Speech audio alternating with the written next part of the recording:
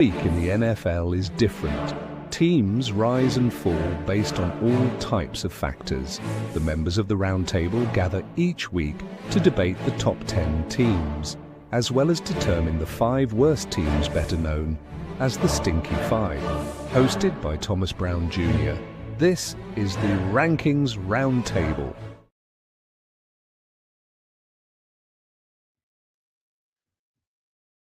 Wait a second. How's everybody doing tonight? Welcome to the Rankings Roundtable Show. Your host, your boy, is back. I took a bye week. I took a very eventful bye week, if you will. And I missed last week's show. And by the way, of course, I don't like to say it's my show. It's our show. And I did watch last week's show. And I did see a list that had Kansas City at number 1. Mind-boggling. Thought my eyes were deceiving me. Thought was taking some stuff that was illegal. The whole 9. It was insane. But we're back. And just when I thought we was going to have stability in regards to what our lists were going to look like, we just had this past weekend where literally the teams that we thought were going to dominate and show themselves as one of the best teams in the league, well, in some cases that did happen. In other cases that did not. And because of that, we have, and I don't blame the list that we're going to talk about tonight, probably some bizarre lists, and rightfully so. This past weekend was pretty rough. It was pretty insane. And we'll dive into all of them one by one. So again, welcome to the Rankings Roundtable Show, hosted by yours truly, Thomas Brown Jr. But obviously, I do not come here alone. I have my friends joining me, as always. Now, this guy, he's been on the show before, so this is not a new face, if you will. But I came up with a nickname for this guy already. He is the grizzled old vet, is what I like to call him. You can call him the salt and pepper connection, if you will. Whatever floats your boat. But nevertheless, this is one of the brightest minds that we have in Team NBS Media that covers the Colts, covers the aforementioned Kansas City Chiefs. I present to you, ladies and gentlemen, Bill Carroll. How you doing tonight, sir? It is a very, very interesting night. In a very, very interesting year, in a very, very interesting month, following a very, very interesting week. You ain't lying. You ain't lying at all. Now, I'm pretty sure our next guest is showing up on a high, probably because his team, who I ain't gonna lie, I thought for sure was going to lose. If you were to bet on this game, you would have thought they were going to lose. And the guy who has now 3 starts under his belt, came back from injury, played fantastic. His team looked fantastic. The Vikings writer for Team NBS Media, I present to you, Steve Rogers. How are you doing tonight, sir? How are you? How's it going, everybody? Great to be here. Happy Wednesday, everybody. Fantastic. Good to see you, gentlemen. It's always a pleasure. Now, again, as I've already stated, this past weekend was pretty weird. saw some teams that we thought for sure were going to show their dominance, as I said earlier, and the direct opposite happened. And now everybody's trying to figure out what's what do we believe, who is who, what is what. We're all in a state of flux right now. So as the host, by default, I'm going to give y'all a lot of grace for how these lists are going to look like. So you won't cast a whole lot of strays for me tonight. I can't confirm nor deny that. Okay. With that being said, I'll have to go with the grizzled old vet to start us off. Bill, what does your top 10 list look like? And break it down for us, please. Sure. Well, it looks like, I don't know if everybody watches all the games, but I do. I watch literally every single game. and then I watch the all 22 after. So one of the things about watching every single game, every single week, and then watching the all 22 after is you catch things that you don't watch or can't even see, in fact, like safety rotations, certain things about what goes on the backside of plays that you can only see when you're watching the all 22. And so when I look at the teams that I'm watching, I look for fine points of coaching, growth, and then I dig into the numbers. From DVOA to EPA per play to third down conversion, etc. Now, a lot of people are going to say, the Patriots. What are they doing there? Well, first of all, I don't know if you've noticed, but they're actually good. I know people assume, based on whatever, that they aren't good, and I'm fascinated to see, what the future holds. But I don't care about the future right now. You asked about this week. This week, the best coached team, and I watched every single game twice, with New England. They were the best coached team. They executed in key moments time after time. Players that most people don't even know the names of played at a super high level. They have a budding superstar in Christian Gonzalez. If you want to see a true man coverage corner, they haven't had a man coverage corner of this quality. I'm going to go back to Mark Hayes. Always back to Mark Hayes, who may have been one of the most perfectly designed man coverage corners in the history of football. If you are too young to remember him, go to YouTube. Started his career at the Patriots, finished with the Oakland Raiders. He has speed, strength, balance, recovery, hands, everything. He is complete. In Drake Lee May, they have a budding superstar, who I already think is a top 10 to 8 quarterback, and next year he'll push his way towards the 5 to 4. Watched his father, Mark May, at University of North Carolina. I get to watch his son. He is a budding superstar. The defense is playing extremely well. Of course, I don't care about the future, but watch in the future, if they do add more pieces around him, they will become an elite offense. But even if they don't become an elite offense, that defense is good enough that they're going to beat a lot of teams that are, quote-unquote, name brand teams. The Bills are a name brand team. The Bills deserve to be right there. They have played a lot of good competition. They have generally played good football. But they also have more laughs, frankly, than even the Patriots. Are they more talented than the Patriots? Probably. But they aren't as consistent in execution as the Patriots. They are capable of being as good as anybody, but they also make what I think is silly mistakes for a team that has so much talent and mostly a veteran team at most key positions. The Eagles are the Eagles. I could spend more time talking about them, and they've added more. So, of the top 10 players in pass rush win rate, the Eagles now have 3 of them. 3, thanks to the ones they already had, and they just added one more. Sweet Lord above. The Eagles are never satisfied.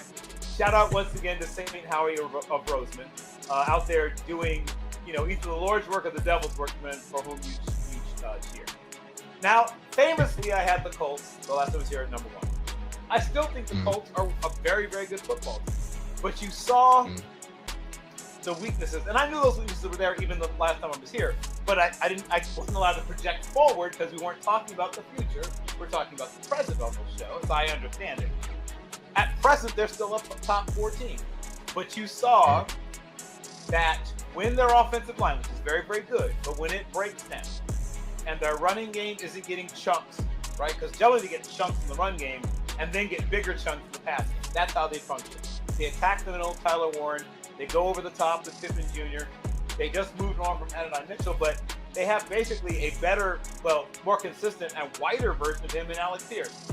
If you haven't watched Alec Pierce, when he gets that third gear and then drops the Knox bottle, right? He is like one of the fastest white men you've ever seen. Reminds me of Roger Carr. Once again, if you're too young, look him up. Based on White Lightning.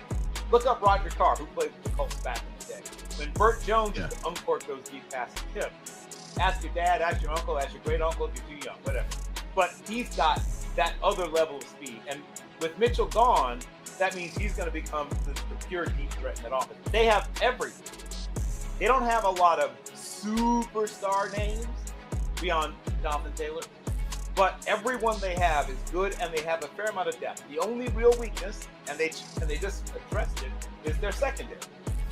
Now that they've poured a little sauce over the Colts could solidify their place in the top 5.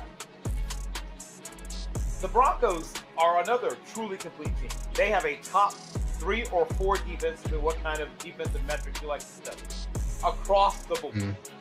Their pass rush is the best. They're the other team that has multiple people in the top 10 and 4 people in the top 20 in pass rush win rate play for the Denver Broncos, which is insanity. They also have a very good secondary. The linebackers are solid enough.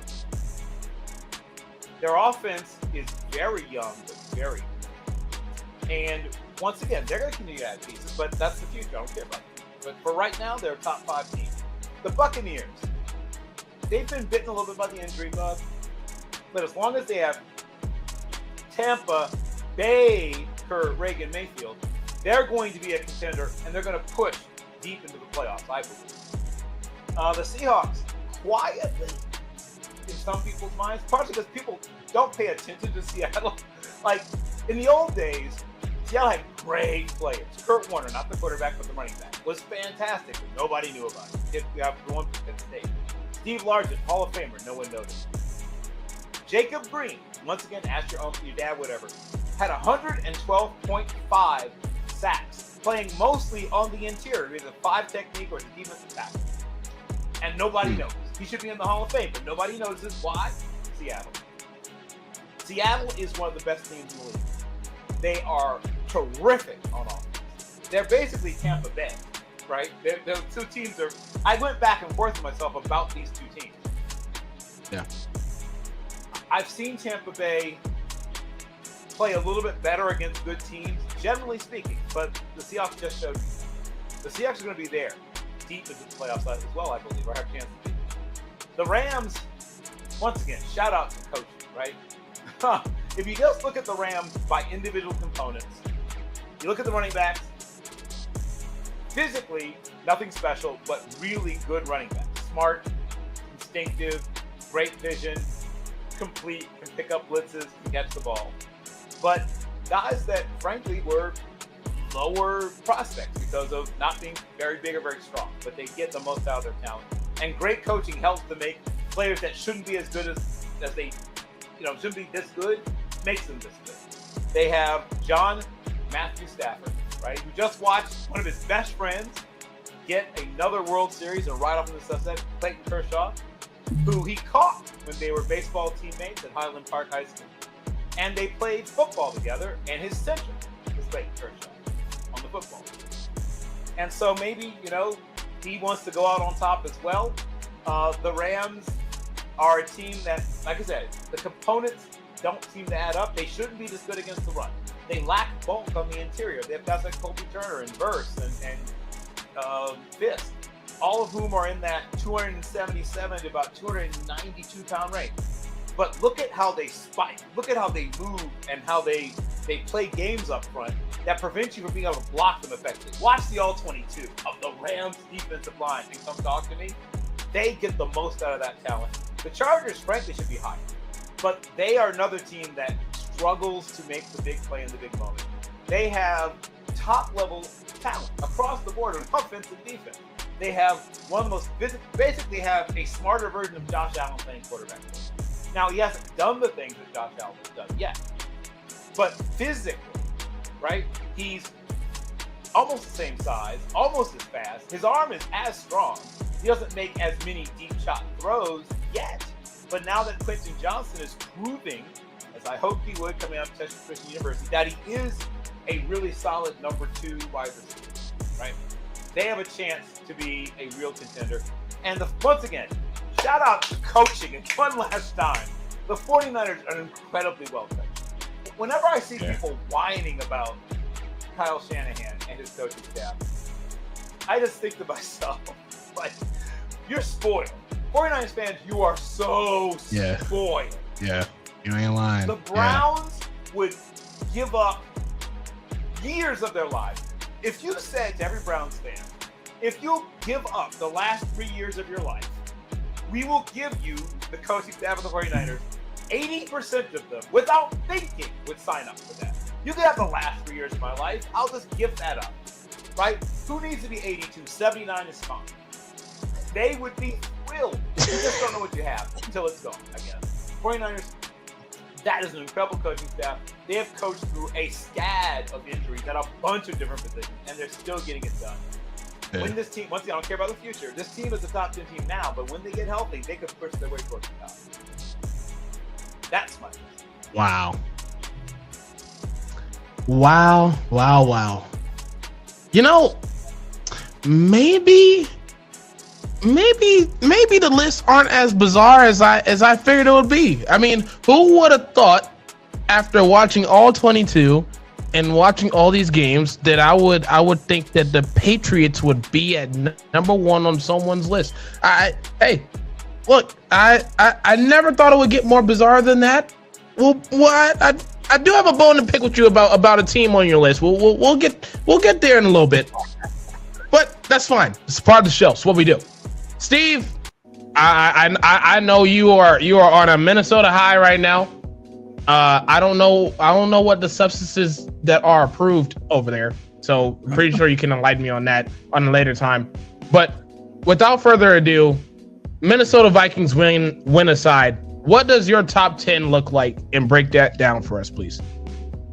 Well, actually, especially after the thorough breakdown by our dear friend Bill here, it appears most of our lists are the same. It's just kind of slightly, the order is just slightly off.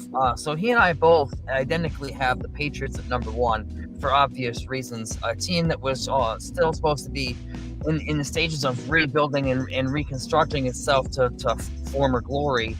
And they brought in Mike Vrabel, former player, etc., and it instantly has turned this system all the way back around with Drake May. I did pre-seasonally predict this team to make the playoffs. At this point, the way they are at 7-2, they might be one of the front runners for a run in the playoffs. At this point, they're doing so well. So obviously the Patriots are up at number one, and again the Broncos are kind of doing that same thing. They're just surprisingly moving, advancing along, getting better, having Sean Payton become their head coach, getting his system and his coaching staff in place, and suddenly now they've got drafted his quarterback, and here they are running along, and they've got a great defense. So they're like the Saints 2.0 at this point. So they're solid where they're at, and I've got them going at number two. Of course, the Bills are exactly who we have seen them to be the last few years. They're a top 5 team. They still have Josh Allen. They still have the coaching system there, and they're doing exactly what they need to do. They need to keep winning, and they're winning. Colts are another surprise team with Danny Dimes, and they're impressing me. So they're at my top 4 spot. A couple weeks ago, I had them at number 1. They took kind of a tough L this week, I believe, so they had to drop a little bit, but still, I kept them in my top 5 because I think with the way Jonathan Taylor, if they keep him healthy, they could be dangerous. So I've got the Colts right there in the top 5, and then of course, like we all know, the Philadelphia Eagles are exactly the Philadelphia Eagles. They're not going anywhere, especially with long as Howie Roseman's around, knocking on doors and making phone calls in the middle of the night. It's the rich get richer sometimes, I guess is what the saying might be with the Philadelphia Eagles. And didn't they just reel Brandon Graham back in out of retirement? So he's going to teach anyone that they brought in to the Eagles way of life. Yeah, they are going nowhere. They're a top 5 team. And then, yeah, we've got Matthew Stafford and who's that guy on the coach? Oh, Sean McVay, another one of the best coaches in the league, doing their thing still. The Rams, and again, a team with a defense. So they're my number 6 team. And surprisingly, this is really kind of I've kind of figured after the renaissance Sam Darnold had, that he is actually a legitimate, at least starting quarterback in the NFL. I didn't quite see it working this fast in Seattle. Kind of a surprise there, but Hey, Seattle, they've again showing that they are working on both sides, offensively and defensively. And when you have that working together, you can go pretty far. They're making a case for them to potentially win the West. So, and then I've also got San Diego again, the Chargers. Justin Herbert, they've been big expectations for a while, and I think with now Harbaugh, another well-established, great coach, humming along. I think they've got it figured out. I'm a little concerned with that Joe Alt injury, so they're down at my number 8. And again, the Buccaneers, they also, I love Baker Mayfield. He's one of my favorite stories. I've always been a fan of his. I've always been campaigning that he's been underappreciated. But they're also getting hit with that injury bug, so it's kind of a concern. How long can they keep that train on the tracks? And then obviously, so I have my own squad here, the Vikings, coming under the back end of number 10. Pulling off the biggest upset of the season so far, taking down Detroit in Detroit. Yes, that is how they made the list. Knock.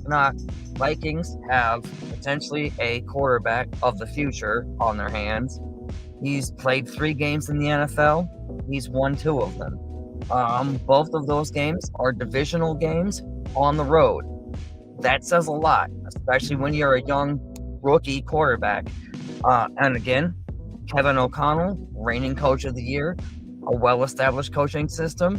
The Minnesota Vikings are now in a position that fully take the reins, have control of their own destiny, because they are 2-0 in the division, and they are one of the now healthiest teams in the league right now. Potentially, within the next week against Baltimore, they might actually have their entire starting offensive line back together for essentially the first snaps of the season in week 10. When you're a healthy team at the back half of the season, that helps you maintain and go a long ways. Health is the most important thing, and right now the Minnesota Vikings have that in spades. They are my top team on their way up, or my number 10 team on the way up. For the listening audience and the viewing audience watching this on YouTube, X, or a bevy of our other platforms, we are by default. I'm going to have to reset my eyes after seeing that list. We're going to take a commercial break. When we come back from the commercial break, I hope that we have a little bit more sense when we come back, because boy, oh boy, do I have some questions for you two. Without further ado, here comes a commercial break. We'll be right back with you. You are watching Team NBS Media. We are a digital media brand covering sports, entertainment, and lifestyle, with team members all across the country. Through our written content, podcasts, and video content, we bring you fresh and professional content. Interested in joining the team? Shoot us an email or DM. Make sure to like, share, and subscribe. Streetwear is not dead. The next wave in black fashion comes out the Bronx, New York. Rich Kid Clothing, picking up where Fubu, Rockaware, and Carl Kanai left off. Rich Kid is for the next generation of Get Fly fashion heads.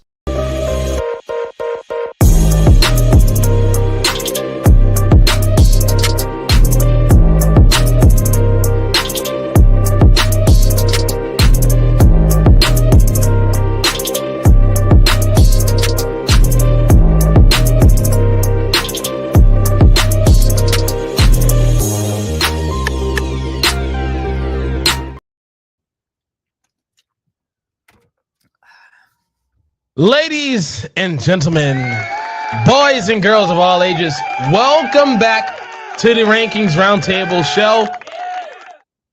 I am your host, Thomas Brown Jr. I did not come alone. I have the grizzled old vet, the salt and pepper connection on one end of the spectrum in Bill Carroll. And then I have clearly the loudest, the outrageous, the most egregious, if you will, the most outspoken Vikings fan that I know to mankind in Steve Rogers beneath me. Now, For those of you that missed it, just now joining us, we had Bill that shared his top 10 list and broke down his reasoning why. We had Steve, who before the commercial break had the Vikings at 10 and the Broncos at 2. So that's their list. But of course, the list that everybody seems to have some type of opinion about, that I get calls and texts about throughout the week, even after the show is immediately done, as soon as the camera comes off, is my list. Because of course it is. It's about as polarizing can get, and I love it.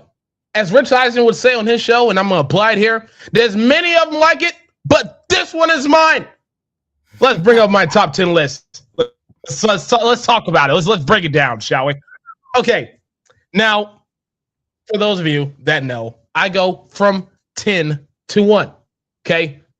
We want to get some of the the low teams out the way. All right. Now, from 10, I have the Packers, which look, I understand that it's the NFL. You are not guaranteed to win every single game. I understand that stuff happens. I understand injuries happen, as they had to suffer a brutal, and I mean brutal, blow to their offense with Tucker Kraft being hurt and out for the rest of the year with that torn ACL. Brutal injury. However, still 5-2-1. So by default, record-wise, I gotta put you somewhere. Okay, I have you at 10. Romeo Doubs had 7 receptions, 91 yards. You had Josh Jacobs, who's still doing his thing, 87 yards, 5.1 yards per carry, and had a touchdown on Sunday. So even in a loss, as long as you're able to shine and not look completely terrible, you get to have a spot somewhere. Okay, and I have the Bucks at 9. Now, they had a bye week, but just to put in perspective, in case anybody missed out on the season that the Buccaneers have had, they do have 2 losses on the year, and they have a quarterback in Baker Mayfield who has not 1, not 2, not 3, not 4, not 5, but 13 touchdowns to 2 interceptions, and he is averaging 239.9 yards per game. That's with his arm by itself. I'm not even factoring his legs. And this is a team who is getting bit by the injury bug. Hopefully the bye week has allowed some people to get healthy so that way they can come back to play. But boy, oh boy, did they need that bye week, because there were some injuries on defense, the offensive line, that they had to address, the running game, that hopefully they get back to form, because when they are rolling, that offense is rolling. They're exciting to watch, and we missed them. I missed them last week. Okay, they had a bye week. It's cool. I have the Broncos at 8. Now, I know Keith probably watches these every once in a blue moon. He's one of the most renowned Broncos fans that I know. Works with us at Team NBS Media. I gotta admit, a lot of people are not like trashing the Broncos enough. I remember in 2023 when the Eagles were 10-1 and everybody was like, "Oh, this is a fluke. They don't deserve to be there. They're too high. Oh my goodness, how they're winning these games." Copy and paste that to the 2025 Broncos. They are the lousiest 7-2 team I have seen in quite a while. And that's just my personal opinion. That's me being honest, okay? Yes, you are finding ways to win, but when you are sleepwalking and showing up at the last very second to win these games, a little concerning. However, I do have to talk about the Broncos defense, who, by the way, this past Sunday did not have Patrick Surtain, who is the reigning defensive player of the year. This defense allowed 15 points. They had Houston go 3 for 17. Let me say this a different way so that way everybody can hear me clearly. Houston went 3 for 17 on 3rd down. Ladies and gentlemen, boys and girls, that's not good. That's what the defense did. Okay? And also, they also made sure that they just didn't allow the Texans to get in the end zone because they went 0 for 3 in the red zone as well. So, by default, your defense is shining. That's great. But boy, oh boy, I need y'all to put a full package together. And we haven't seen that since 2 weeks ago when y'all decided to, you know what? It's the Alice Cowgirls. Let's just put it all together just so that way the whole world can see. Cool stuff. We need that to be a continuing thing if we want to take y'all serious. I have the 49ers at 7. I am tempting to start calling them the McCaffreys or the shoestring Niners. I don't know what I've come up with yet. I have no idea. This team is like the hoopty that is bandaged up together by duct tape and super glue, and yet it still runs. It still gets you from point A to point B, and it doesn't break down. No questions answered. It just gets the job done. And that's exactly what the 49ers do. And McCaffrey, who he just keeps doing this every single week. I don't understand. It's like everybody knows he's getting the ball in multitude of ways. Everybody and their grandmother. There's people that's dead that knows that McCaffrey's getting the ball, and yet they still can't find a way to stop the guy. 173 yards from scrimmage and 2 touchdowns on the day. Insane stuff. Insane stuff. Now, I have the Pats at 6. They kind of barely got by the Atlanta Falcons this past Sunday. It was kind of crazy how that game went down. But boy, oh boy, you know, when I look at the Patriots, I feel like that meme where the guy is like screaming, "You can't keep getting away with this." This is how I feel about the Patriots. It just feels like 2 years ago, we were talking about them being one of the worst teams in the league, how much of a joke they were. Gerard Mayo and Mac Jones and throwing interceptions all over the place, all this good fun stuff, no talent, all this other stuff, great stuff. Now all of a sudden, we go from Tom Brady, a couple gap years, and now you have Drake May, who's playing like arguably a top 10 quarterback, if not a top 10 quarterback right now. Drake May, 259 yards, 2 touchdowns, did have a pick though. However, the Patriots have had 24 plus points in 5 of the last 6. So this is a team who went from struggling to score to now they're putting up points consistently. Hey, I ain't mad at it. I got the Pats at 6. Now, I have the Colts at 5. They did not look good in Pittsburgh. In fairness, I do think it's fair to mention anytime that you have Daniel Jones throw the ball for, I don't know, 50 times, you're not really supposed to win that game. Just want to put that out there. However, his wide receivers had fun. We had Josh Downs, who had 6 receptions, 57 yards and a touchdown. He's had a touchdown in 3 straight games, by the way. Awesome stuff. Then you have Pittman Jr., who last week had 9 receptions, 115 yards, and has had 95 yards in the last 2 weeks. Oh my goodness. I understand. Brutal loss. Everybody was expecting for you to beat Pittsburgh, even though you're on the road. And the Pittsburgh defense did not look great, and it shined the brightest, like it was Rihanna's song all over again against that offense. Nevertheless, I got the Colts at 5. 4, I got the Bills. You know, Josh Allen looked all right. Looked pretty good. Looked like he was ready to go play the Kansas City Chiefs again in the regular season, of course. 273 yards, had a touchdown. 10.5 yards per attempt. Great stuff. But that is not even the highlight. The highlight is yet again James freaking Cook. What a year he's had this year. Had 114 yards, averaged 4.2 yards per carry. All right. And by the way, he's also leading the league in that stat right now. And we've had the Jonathan Taylors of the world, and I already mentioned Christian McCaffrey. Yeah. The number 1 guy in that stat is James Cook. So everybody loves to talk about Josh Allen and oh my God, he's so great and all this other stuff. Awesome. However, they got a legit running back, and we need to start talking about them a little bit more. I got the Eagles at 3. I'm hesitant having them at 3. I ain't gonna lie. They had a bye week, but sometimes you can win during a bye week, and that's exactly what we did.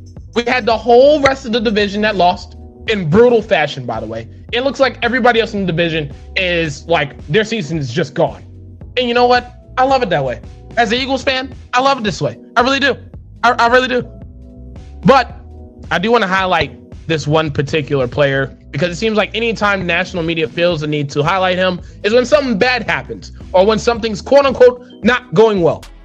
I present to you, ladies and gentlemen, Jalen freaking Hurts, who has had, I don't know, not 1, not 2, not 3, not 4, not 5, not 6, but 15 touchdowns to 1 interception on the season, and he is averaging 209.6 yards per game.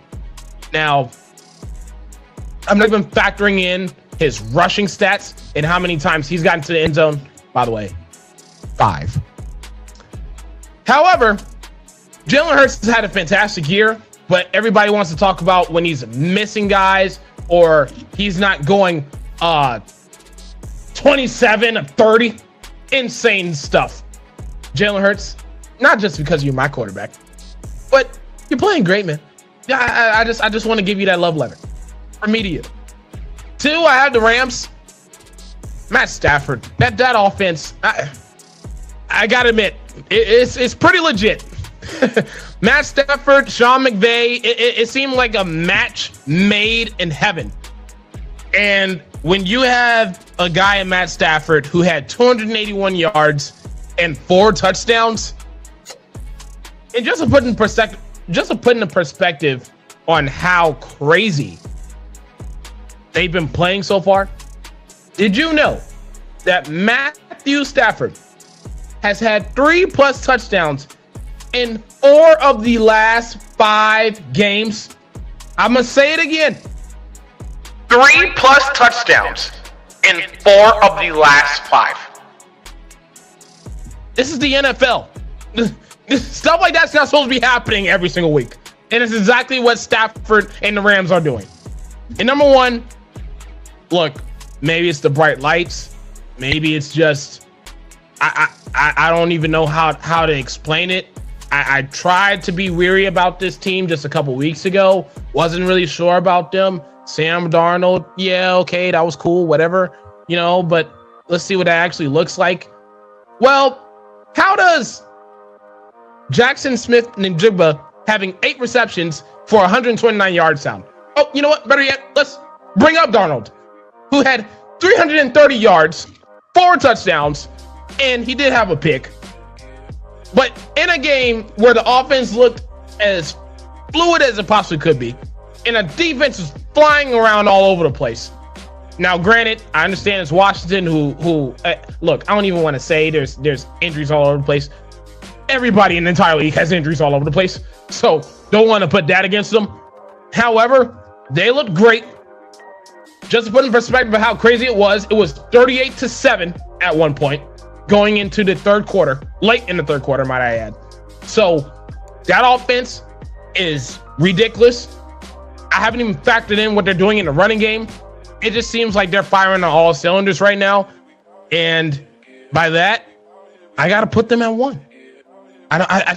Look, we've had a pretty large sample size now of the Sam Darnold experience within the last 2 seasons. And all that has been shown is that this dude is going to score and score and score and get you yardage and find a way to win you games. And by that, yeah, if you're not having him playing, if you don't think that he's playing at a top 10, top 5 level, I really feel like we're not watching the same product. And that's kind of on you, not on me. So I have the Seahawks at 1. But of course, I see the comments. This is insane. What is wrong with Seattle being at 1? I'll get to y'all in a second. Don't worry. It's okay. It's cool. But I do want to address you real quick, Bill, the grizzled old vet. I always had to pay respect to the salt and pepper connection. You had Seattle at 7. Now, maybe I was too high on them having them at 1, as the comment section is driving me nuts right now. Of course, that's why I save my list for last. But you have them at 7. Now, break that down for me as why you don't feel as highly about them today.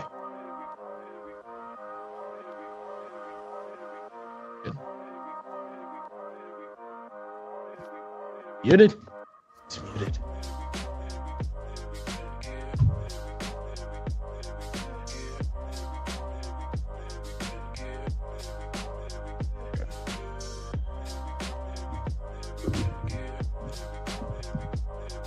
Bill, I think you're muted, buddy.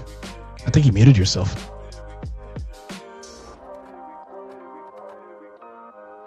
Does he realize this? This is not planned, by the way, ladies and gentlemen. Oh, sorry about that. There we go. Yeah, You're good. You're good.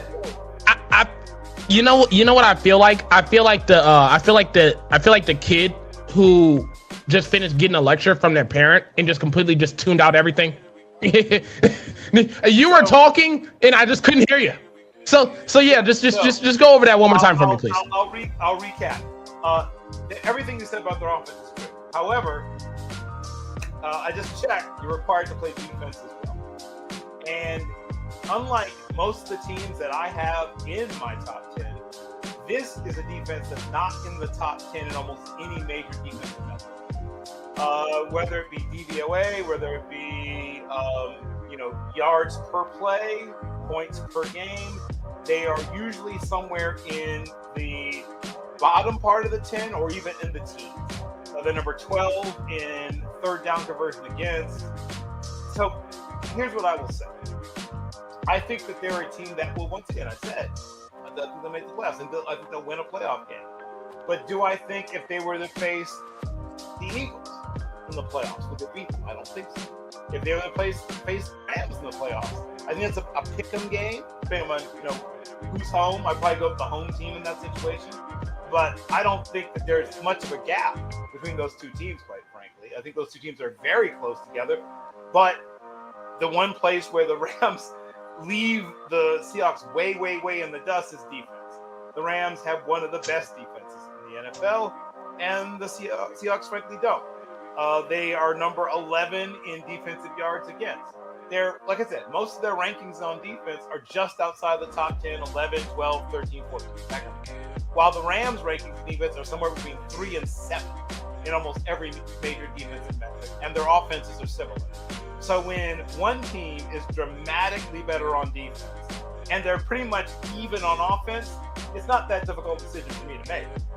So I can't rank Seattle that high until they at least get in the top 10 in at least one major defensive metric. One. Give me one. That's all I ask. Okay. But until that time, I can't rank them as high. Okay. Gotcha. That's fair. I think that's a fair point to make.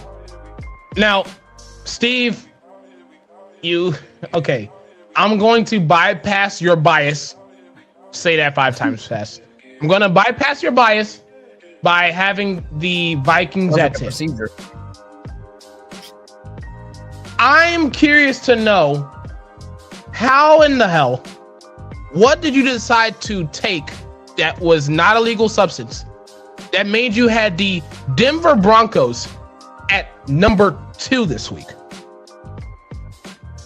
I mean, again, they have Sean Payton as their head coach, and Bo Nix is proving to be a legitimate quarterback in the NFL, and they've got a defense that is playing incredible football, and like you said, they 15 points. So when you have a defense that only allows 2 touchdowns, that's pretty impressive, especially in this day and age when the NFL is all about offense.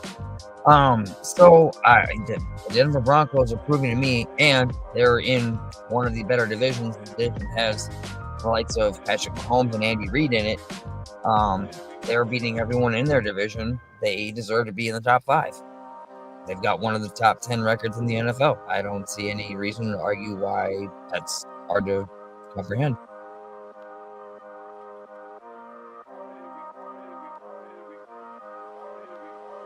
Okay. All right. Interesting.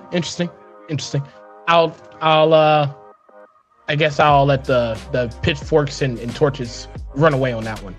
For now. For now. Okay. Now, before I get into my favorite part of the show, we did have a trade deadline that happened yesterday, and there were some moves that were made.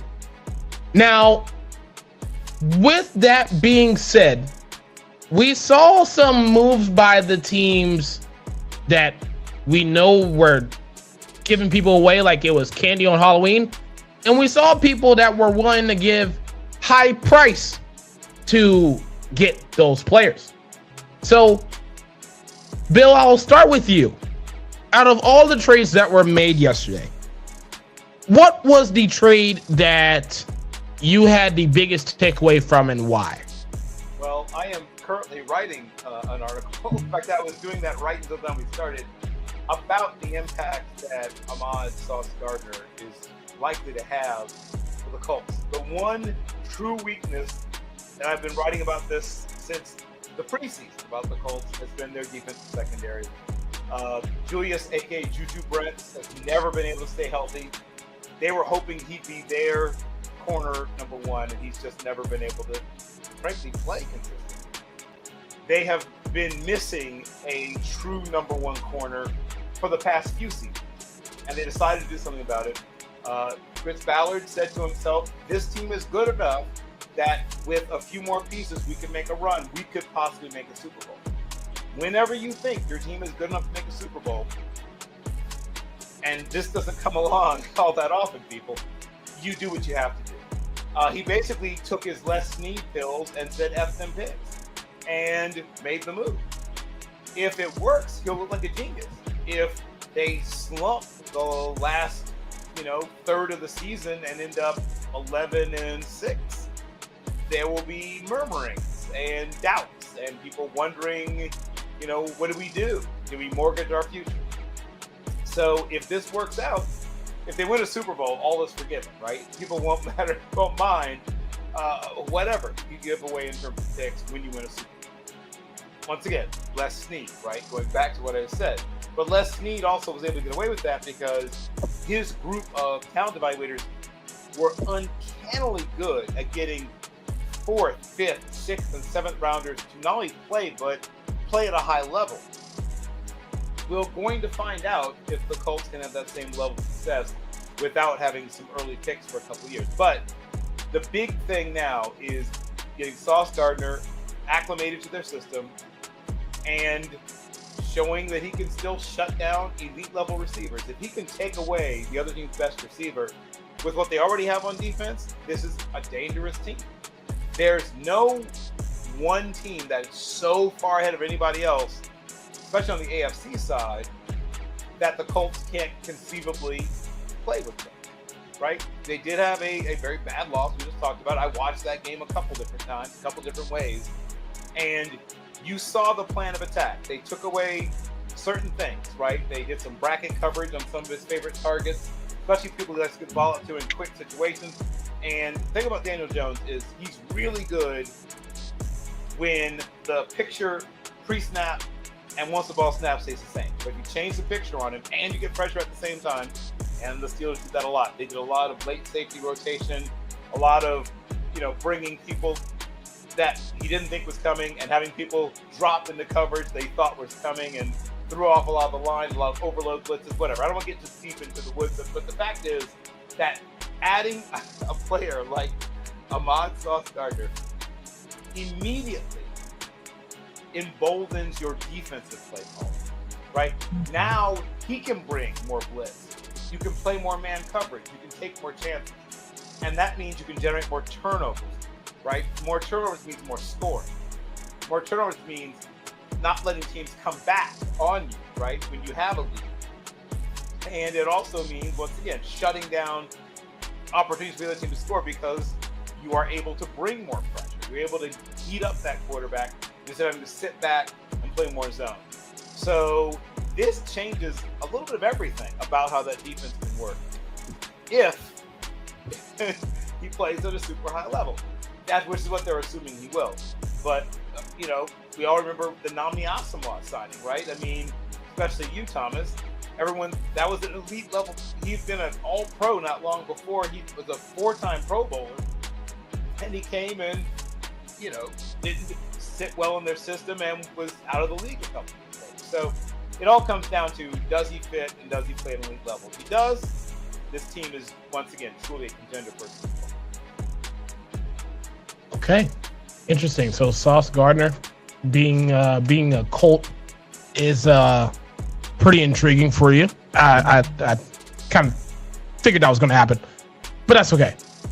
With that being said, Steve, what was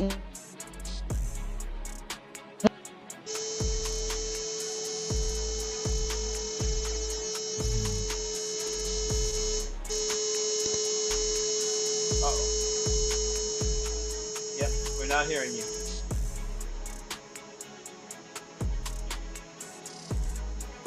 I think he was asking you the same question you just asked me. So I'm gonna guess that he's asking you what was your favorite or most impactful trade that you saw at the deadline before the deadline. Yes.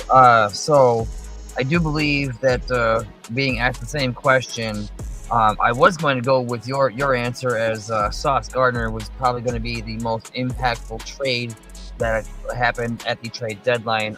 Since you covered that already, I will take the other side of the coin. I think the biggest offensive trade move was the Saints trading Rashid Shaheed to the Seahawks, where, as Thomas already laid out just how well Sam Darnold is putting up passing yards, giving him another absolute deep threat in Rashid Shaheed really might just take this Seattle Seahawks offense to get another level that they haven't been at yet. So look for that to be a big move, and it might just help them solidify the West out there.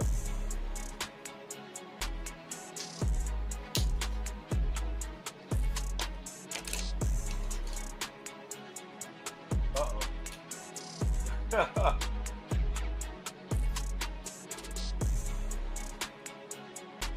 I just feel like Thomas is about to segue to maybe the Stinky Five. Is that maybe what's about to happen?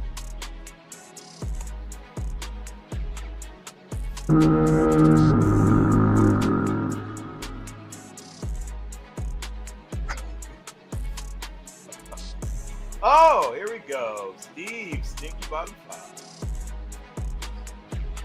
Hard to argue with any of those. I guess the only issue would be order. So you have your Giants. Am I? Five. Oh, There you are. Yes. Hey, Thomas is back. You know what, Steve? Forgive me. The stinkiest list there is none of the teams on this list. Off the rip is going to StreamYard. My audio got cut out in the middle of all this. They were trying to censor me. They were trying to censor your boy. It's insane. Now, I got that off my chest. We're going to go back to square one. Now, what's your stinky, Steve? Have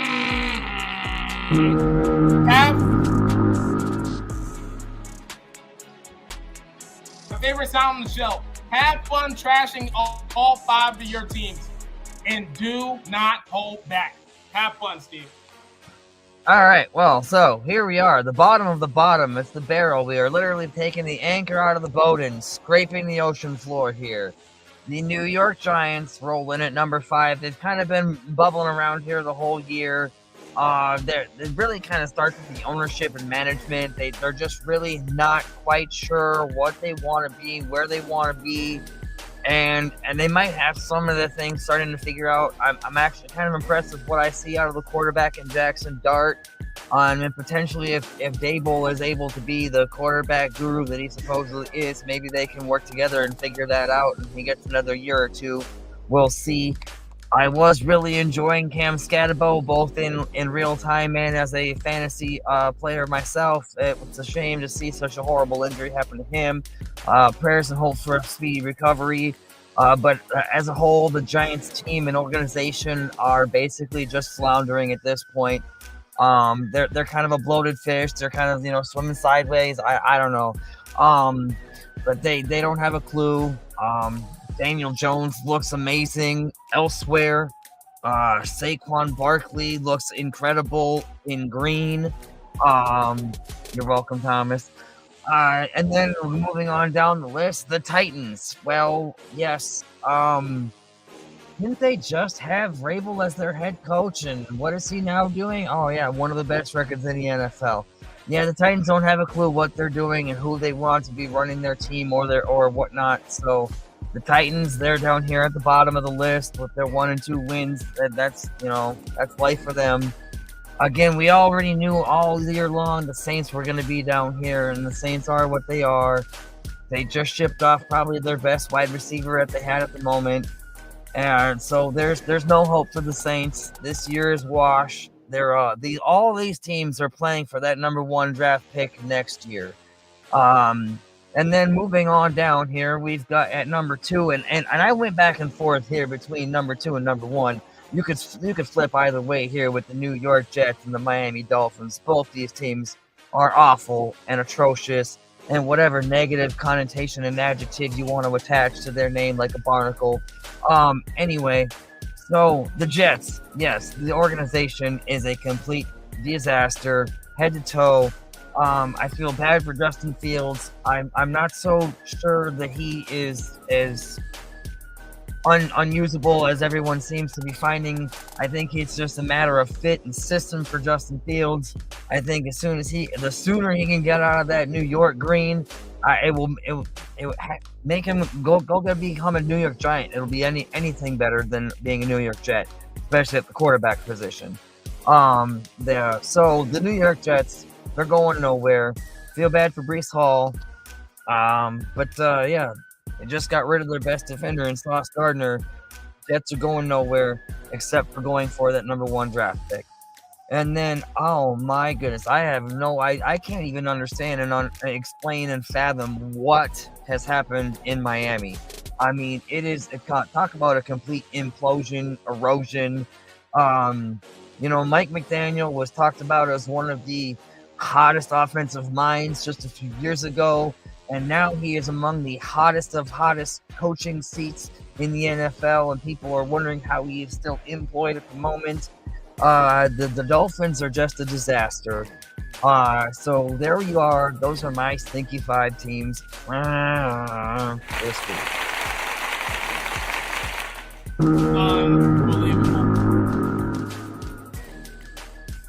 I do want to give an honorable mention just for this week alone. The Cincinnati Bengals.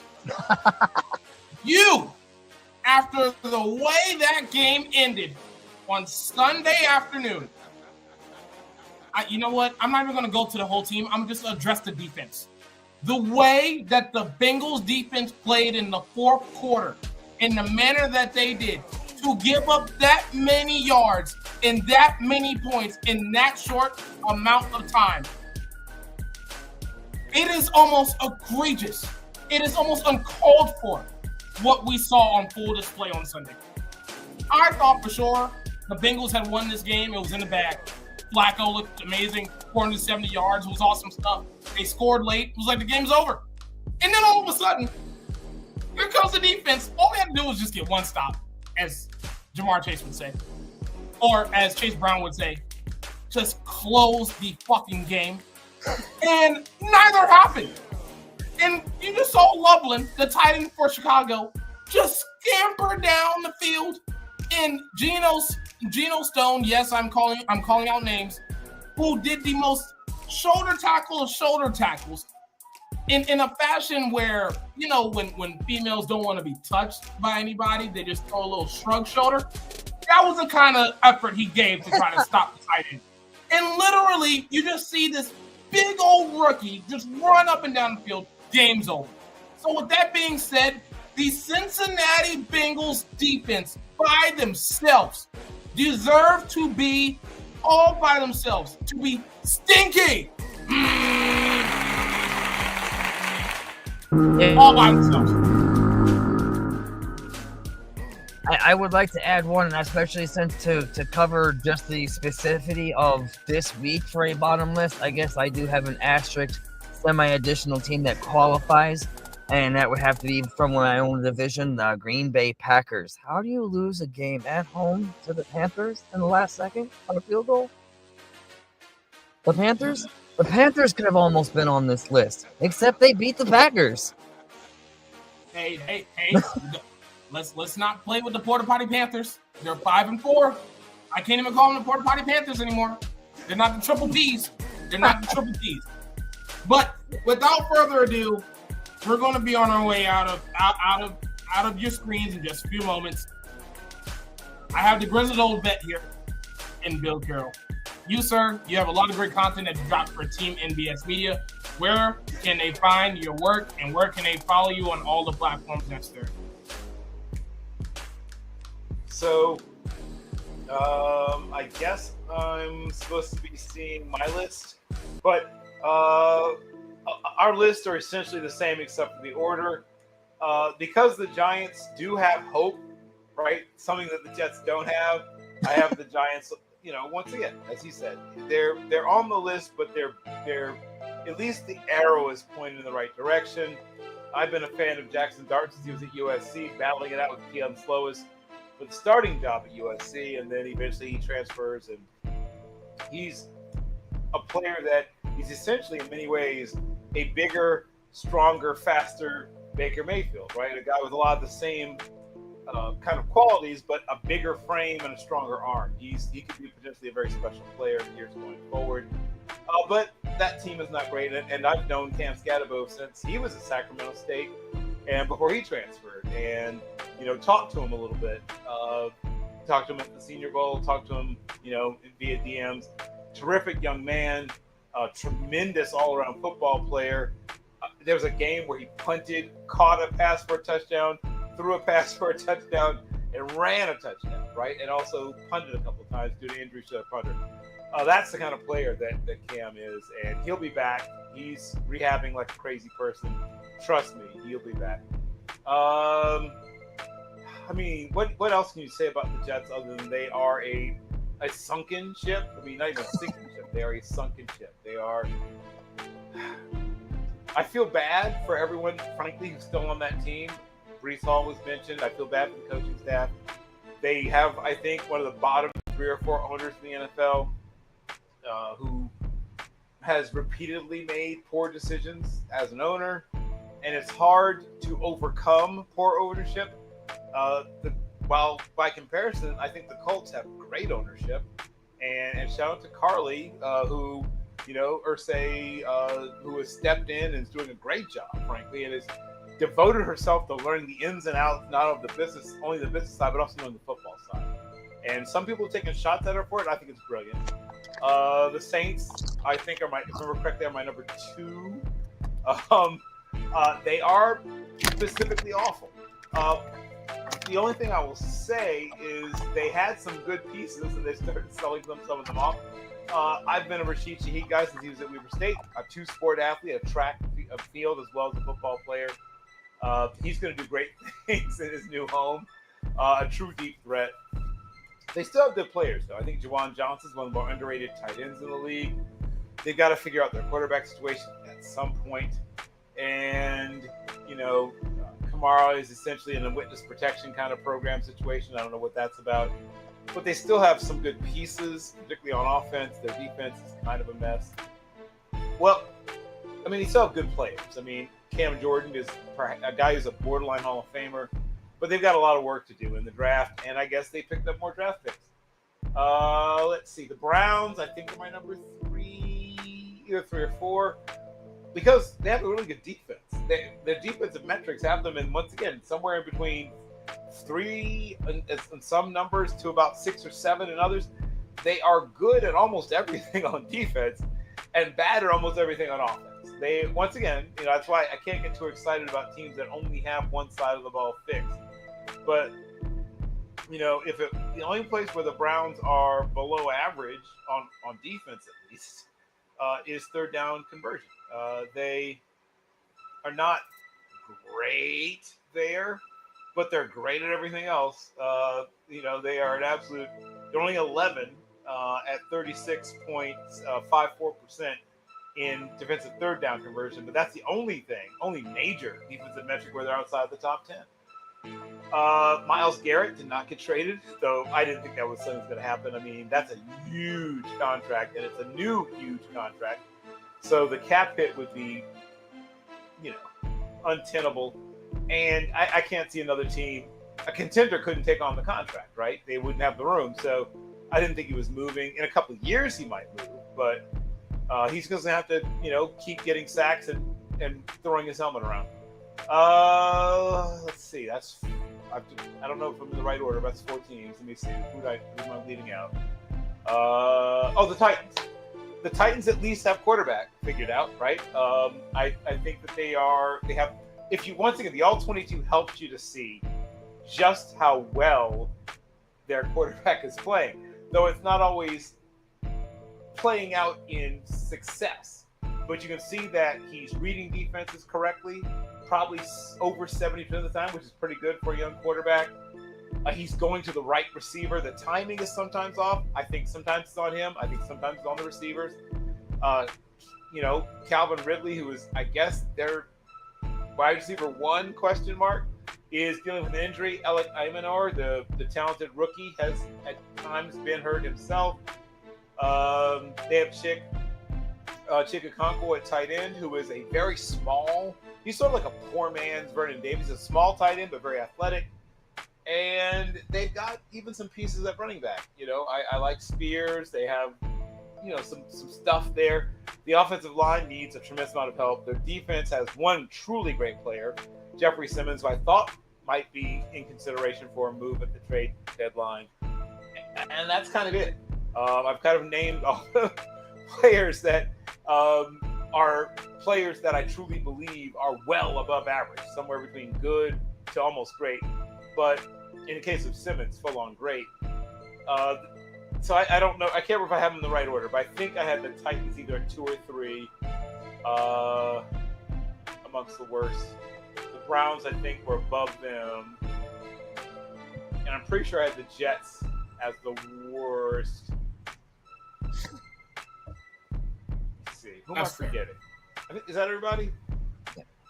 Yeah, that sounds about right. That sounds about right. Yeah. So we're about to wrap up. Steve, where can they find your work, and where can they follow all of your content, man? I am Steve Rogers at the real Rogers 814 on the X, Twitter, whatever you want to call it. And all my content is written, coming out for teammbsmedia.com. It's always on their site and or the X universe and Facebook and a few other places. Currently working on a mid-season review of the Minnesota Vikings season so far, as well as this week's preview for the Vikings and Ravens purple on purple catastrophe about to go down here at the US Bank Stadium this Sunday. All right. Cool stuff. Go check them out. Grizzle Vet, where can they find your work, man? Yes, well, I'm going to be hitting the Telegraph office to tap in, I guess, my next article. The Northwestern USC game, which I think is a real measuring stick game for both teams. Have an article that'll be dropping regarding that soon. Preview articles for the upcoming Chiefs and Colts games. And I'm doing some early draft stuff, so I may post some rankings. My top 25 at most of the offensive positions should be ready pretty soon, and then I'll flip over and start on defense. Some of that will either be on Team MBS Media if it's long form. A long form video probably will be on Zinni 62 Media, but all my articles and shorter form videos you can find on the various and sundry feeds of Team MBS Media. Via message in a bottle. Yes. trying to do it faster. Messenger birds. Right, exactly. So, great stuff. Just want to let y'all know my name is Thomas Brown Jr. I am the host of the Rankings Roundtable show. Want to have some issues to figure out as to how my audio just went blank in the middle of nowhere. We're going to break that all down behind the scenes. Nevertheless, host of the Rankings Roundtable show. We do this every Wednesday, 9 p.m. Eastern time. And you can follow me on X. You can follow me on Instagram. __ terrific Tom __ because it's infinite around here. You can follow me on there. And you want to chop it up? You want to have some fun? More than welcome to hit me up on there and talk about some lovely football. Again, thank y'all so much for tuning in to the Rings Roundtable Show. We'll see y'all later and be safe.